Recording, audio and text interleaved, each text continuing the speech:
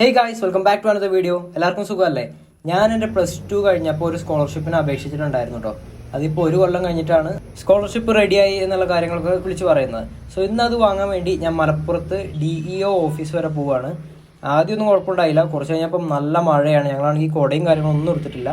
അങ്ങനെ സർട്ടിഫിക്കറ്റും കിട്ടി, കുറച്ച് പൈസയും കിട്ടി. പൈസ എത്ര കിട്ടിയെന്ന് താഴെ ഒന്ന് കമന്റ് ചെയ്ത് നോക്ക്. ഞാൻ കറക്റ്റ് ആൻസർ ആണെന്നുണ്ടെങ്കിൽ ഞാൻ പിൻ ചെയ്യാം. അങ്ങനെ അവിടെ എടുത്ത് നല്ലൊരു കഫേ ഉണ്ട് എന്ന് പറഞ്ഞിട്ട് ഞങ്ങൾ അവിടെ പോയി 2 കേക്ക് കഴിച്ചു. രണ്ടിനും കൂടി ബില്ല് കണ്ടപ്പോൾ ഞാൻ ഞെട്ടിപ്പോയിട്ടോ. കാരണം വിചാരിച്ചതിന്റെ പകുതി പോലും ആയിട്ടില്ല. 140 രൂപയായിട്ടുള്ളൂ രണ്ടിനും കൂടി. ഇന്ന് എന്തിനാണ് സമരം എനിക്ക് തോന്നണേ?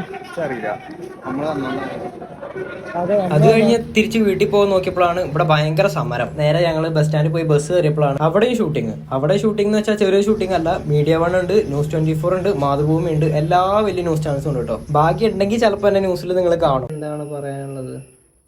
അല്ല, ഇങ്ങനെ കരിക്കാലിയൊക്കെ